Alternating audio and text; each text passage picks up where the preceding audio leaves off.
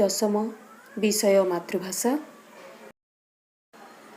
ଘନ ଅନ୍ଧକାର ରାତ୍ରିର ଅବସାନରେ ଉଦ୍ଭାସିତ ହୁଅନ୍ତି ନବାରୁଣ, ଯାହାଙ୍କ ସହ ଧରାପୃଷ୍ଠରେ ପଦାର୍ପଣ କରନ୍ତି ଉଷା। ଉଷା ଅର୍ଥାତ୍ ପ୍ରତ୍ୟୁଷ ବା ସକାଳ। ଉଷାଙ୍କର ଆଗମନରେ ଜୀବଜଗତ ଆଳସ୍ୟ ତ୍ୟାଗ କରି ଜୀବନ ହୋଇଯାଏ କର୍ମଚଞ୍ଚଳ। ଏହି ଉଷା ଆଲୋକର ବାର୍ତ୍ତା ନେଇ ପ୍ରତି ପ୍ରାଣୀଠାରେ ନୂଆ ଉନ୍ମାଦନାର ସଞ୍ଚାର କରିଥାନ୍ତି, ଯାହା ଶୁଭମୟ, ନୂଆ ପ୍ରାରମ୍ଭ, ମଙ୍ଗଳମୟର ସୂଚନା ଦିଏ। ସେହିଭଳି ଶୁଭ ମଙ୍ଗଳମୟର ବାର୍ତ୍ତା ନେଇ ଆସିଥିବା ଉଷାଙ୍କର ବର୍ଣ୍ଣନା କରିଛନ୍ତି ସ୍ୱଭାବ କବି ଗଙ୍ଗାଧର ମେହେର ନିଜ କବିତା ମଙ୍ଗଳେ ଅଇଲା ଉଷା କାବ୍ୟରେ। କବି ଗଙ୍ଗାଧର ମେହେର ଆଧୁନିକ ବରଗଡ଼ ଜିଲ୍ଲାର ବରପାଲିରେ ଜନ୍ମଲାଭ କରିଥିଲେ। ଅଗଷ୍ଟ ମାସ 9 ତାରିଖ 1862 ମସିହାରେ। ମୃତ୍ୟୁବରଣ କରିଥିଲେ ଏପ୍ରିଲ ମାସ 4 ତାରିଖ 1924 ମସିହା। କବି ଗଙ୍ଗାଧର ମେହେର ପୁରାତନରେ ନୂତନତା ଆଣି ସରଳ ସ୍ୱାଭାବିକ ଶୈଳୀରେ ଅନେକ ରଚନା ସୃଷ୍ଟି କରି ଉତ୍କଳ ସାହିତ୍ୟକୁ ମହିମାନ୍ୱିତ କରିଛନ୍ତି। ଆଖ୍ୟା ପାଇଛନ୍ତି ସ୍ୱଭାବ କବି ଭାବରେ। ତାଙ୍କ ଲେଖନୀରୁ ପ୍ରକାଶ ପାଇଛି ତପସ୍ୱିନୀ, ପ୍ରଣୟବଲ୍ଲରୀ, କୀଚକବଧ, ଇନ୍ଦୁମତୀ, ପଦ୍ମିନୀ, ଅଯୋଧ୍ୟା ଦୃଶ୍ୟ, ଉତ୍କଳ ଲକ୍ଷ୍ମୀ ଇତ୍ୟାଦି ରଚନା। ତାଙ୍କ କ୍ଷୁଦ୍ର ଗୀତିଗୁଡ଼ିକ ସଂକଳିତ ହୋଇଛି କୃଷକ ସଙ୍ଗୀତ, କବିତାମାଳା, କବିତା କଲ୍ଲୋଳ, ଅର୍ଘ୍ୟଥାଳୀ ଆଦି ପୁସ୍ତକରେ, ଯାହା ସବୁ ଓଡ଼ିଆ ସାହିତ୍ୟକୁ ତାଙ୍କର ଗୋଟିଏ ଗୋଟିଏ ବିଶିଷ୍ଟ ଅବଦାନ। 11 ସର୍ଗ ବିଶିଷ୍ଟ ତପସ୍ୱିନୀ କାବ୍ୟର ଅଂଶବିଶେଷ ମଙ୍ଗଳେ ଅଇଲା ଉଷା। ମଙ୍ଗଳେ ଅଇଲା ଉଷା ତପସ୍ୱିନୀ କାବ୍ୟର ଚତୁର୍ଥ ସର୍ଗର ଅଂଶବିଶେଷ ଅଟେ। ଏଠାରେ ଉଷାଙ୍କଠାରେ କବି ମାନବତାର ଆରୋପ କରିଛନ୍ତି। ପ୍ରକୃତି ମାନବ ସଦୃଶ ଆଚରଣ କରିଥିବାର ଚମତ୍କାର ବର୍ଣ୍ଣନା କବିଙ୍କର ଅସାଧାରଣ ପ୍ରତିଭାର ସାକ୍ଷ୍ୟ ଦିଏ। ମଙ୍ଗଳେ ଅଇଲା ଉଷା ପଦ୍ୟଟି ଚୋଖୀ ଛାନ୍ଦରେ ରଚିତ। ଏହାର ପ୍ରତି ପଦର ପ୍ରଥମ 2 ପାଦ 29 ଅକ୍ଷର ବିଶିଷ୍ଟ, ତୃତୀୟ ପାଦ 9 ଅକ୍ଷର ବିଶିଷ୍ଟ ଏବଂ ଚତୁର୍ଥ ପାଦ 13 ଅକ୍ଷର ବିଶିଷ୍ଟ ଅଟେ।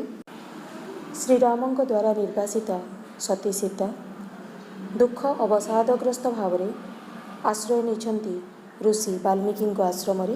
ରାତ୍ରିର ଅବସାନ ଘଟି ନୂଆ ଶୁଭ ସକାଳର ଶୁଭାରମ୍ଭ ଘଟିଛି। ପ୍ରକୃତି ରାଣୀ ଉଷା ଆସି ପହଞ୍ଚିଛନ୍ତି ବାଲ୍ମୀକିଙ୍କ ତପୋବନରେ।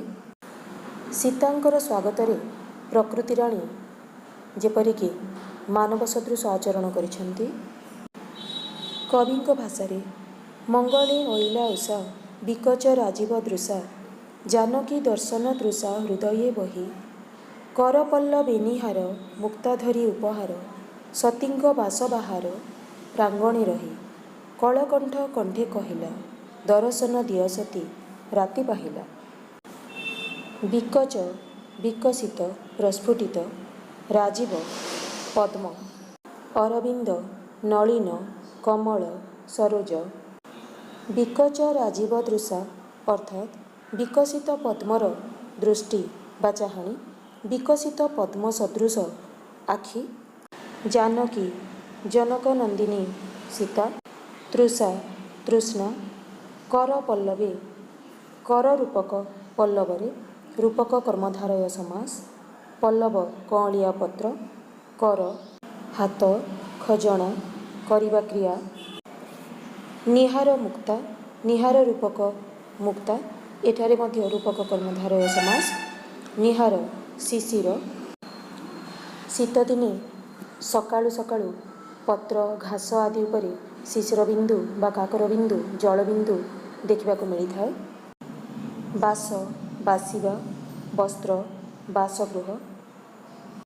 କର ବାସ ଗୋଟିଏ ଶବ୍ଦର ଅନେକ ଅର୍ଥ ରହିଛି, ଅନେକାର୍ଥକ ଶବ୍ଦ ଅଟନ୍ତି ଏମାନେ। କଳକଣ୍ଠ କୋଇଲି। ମଙ୍ଗଳେ ଅଇଲା ଉଷା ଅର୍ଥାତ୍ ଉଷା ମଙ୍ଗଳ ବିଧାନ କରିବା ପାଇଁ ଆସିଛନ୍ତି ଧରାପୃଷ୍ଠକୁ। ବାଲ୍ମୀକିଙ୍କ ଆଶ୍ରମରେ ପଦାର୍ପଣ କରିଛନ୍ତି।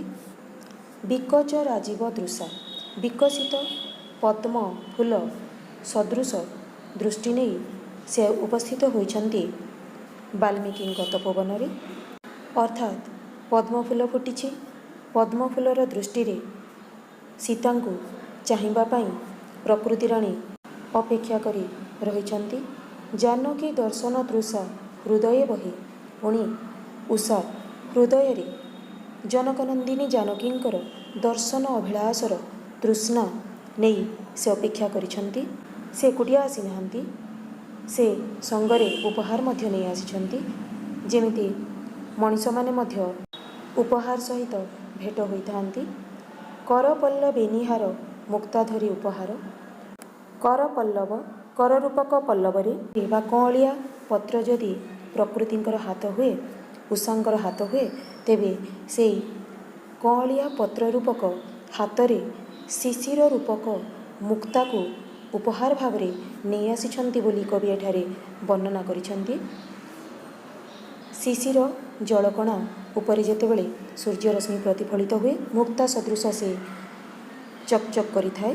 ପ୍ରକୃତି ରାଣୀ ଉଷାଙ୍କ ହାତରେ ପ୍ରାକୃତିକ ଉପହାର ଶିଶିର ରୂପକ ମୁକ୍ତା ରହିଛି ତାଙ୍କର କଅଁଳିଆ ପତ୍ର ରୂପକ ହାତରେ। ସତୀଙ୍କ ବାସବାହାର ପ୍ରାଙ୍ଗଣେ ରହି। ପୁଣି ଉଷା ଅପେକ୍ଷାରତ ଅଟନ୍ତି ସତୀଙ୍କ ବାସ ବାହାର। ସତୀ ସୀତା ଯେଉଁ କୁଟୀରରେ ବାସ କରୁଛନ୍ତି, ସେହି ବାସର ବାହାରେ ଥିବା ପ୍ରାଙ୍ଗଣ ବା ଅଗଣାରେ ରହି ଉଷା ଅପେକ୍ଷାରତ। ପ୍ରକୃତିର ବିଭିନ୍ନ ବସ୍ତୁଗୁଡ଼ିକ ଉଷା ବା ପ୍ରକୃତିଙ୍କର ବିଭିନ୍ନ ଅଙ୍ଗ ସଦୃଶ କାର୍ଯ୍ୟ କରିଛନ୍ତି। କଳକଣ୍ଠ ବା କୋଇଲି କଣ୍ଠର ସହାୟତାରେ ନିଜର ଅଭିଳାଷ ଜଣାଇଛନ୍ତି। ଏଠାରେ ଉଷା ସୀତାଙ୍କୁ ଦର୍ଶନ ଦିଅ ବୋଲି କଳକଣ୍ଠ ବା କୋଇଲିର ସ୍ୱରରେ ସେ ନିଜର ଅଭିପ୍ରାୟ ଜଣାଇଛନ୍ତି ଯେ, ହେ ସତୀ, ରାତି ପାହିଲା, ଅନ୍ଧକାରର ଅବସାନ ଘଟିଲା, ବର୍ତ୍ତମାନ ତୁମେ ଦର୍ଶନ ଦିଅ। ଆମେ ସମସ୍ତେ ତୁମର ଦର୍ଶନ ଅଭିଳାଷୀ ଅଟୁ।